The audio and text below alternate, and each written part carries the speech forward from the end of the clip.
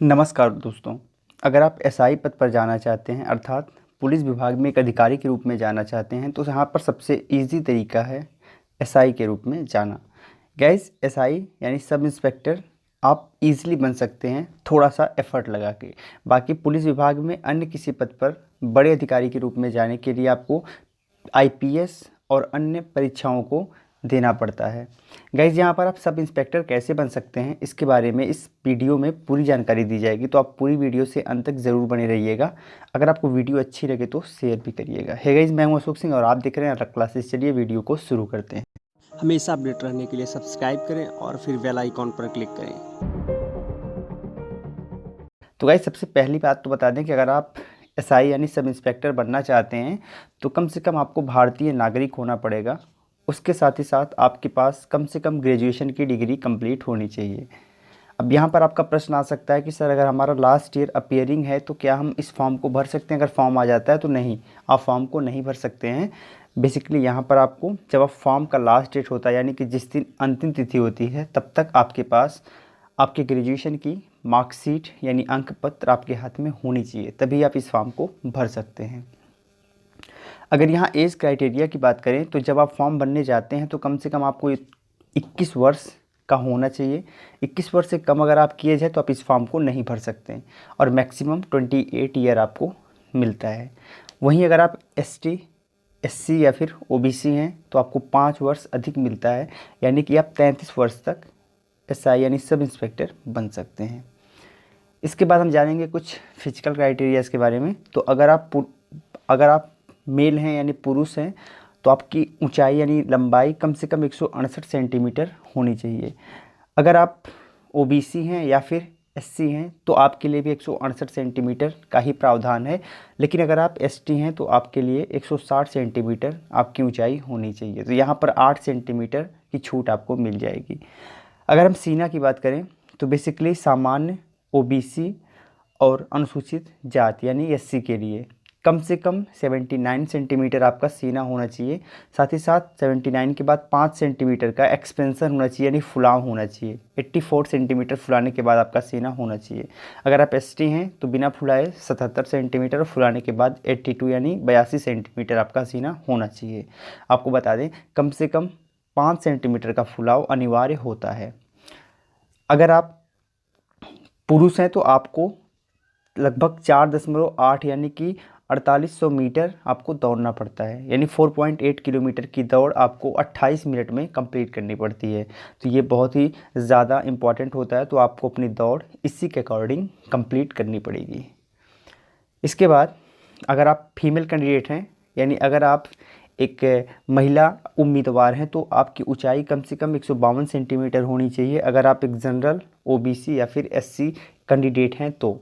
लेकिन अगर आप एसटी हैं तो 147 सेंटीमीटर आपकी ऊंचाई होनी चाहिए।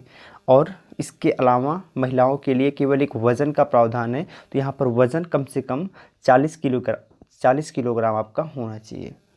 गैस अगर आप महिला हैं तो आपको 2.4 किलोमीटर दौड़ना पड़ेगा 16 मिनट में, तो ये भी थोड़ा सा यहाँ पर पुरुषों की अपेक्षा रियायत दी गई है।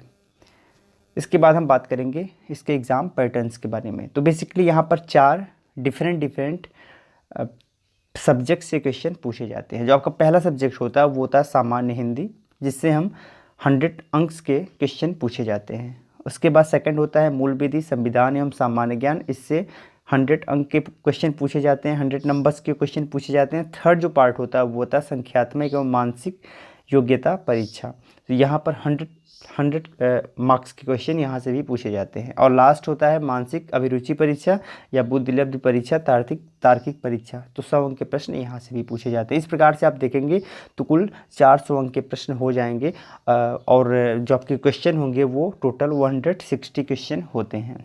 आपको इन क्वेश्चन को सॉल्व करने के लिए 2 आवर्स का टाइम दिया जाता है। आपको बता दें यहाँ पर किसी प्रकार का नकारात्मक अंक नहीं होता। अगर आप कोई क्वेश्चन गलत करते हो तो किसी प्रकार की नेगेटिव मार्किंग नहीं होती है। तो 2 घंटे में ये पेपर आपको सॉल्व करने पड़ते हैं। तो इसके लिए ज़रूरी है कि आप अच्छे तरीके से प्रिपरेशन करें, जिससे आप 2 घंटे में 160 क्वेश्चन सॉल्व करने का जज्बा अपने अंदर डेवलप कर पाएँ।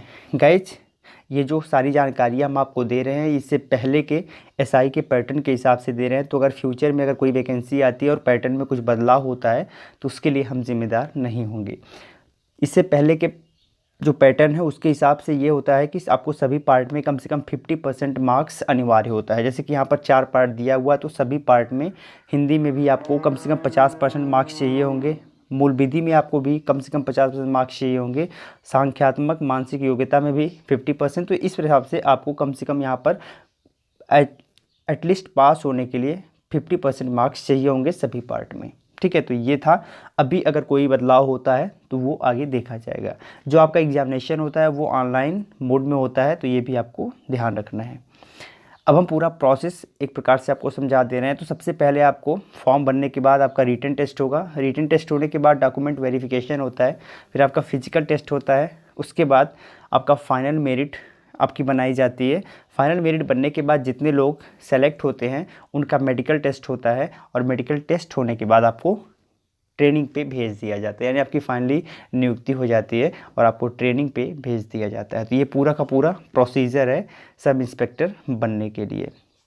गाइज अगर सैलरी की बात करें तो अगर आप सब इंस्पेक्टर बन जाते हो तो कम से कम 40,000 से लेके 1,15,000 तक की आपकी सैलरी होती है। तो यहाँ पर काफ़ी अच्छे खासे मात्रा में आपको सैलरी मिल जाती है। गाइज इस एग्ज़ाम से संबंधित डिटेल सिलेबस के लिए आप हमारे टेलीग्राम ग्रुप से जुड़ सकते हैं। टेलीग्राम ग्रुप से जुड़ने के लिए इसी वीडियो के डिस्क्रिप्शन में आपको लिंक मिल जाएगी, वहाँ से सीधे आप हमारे टेलीग्राम ग्रुप से जुड़ सकते हैं।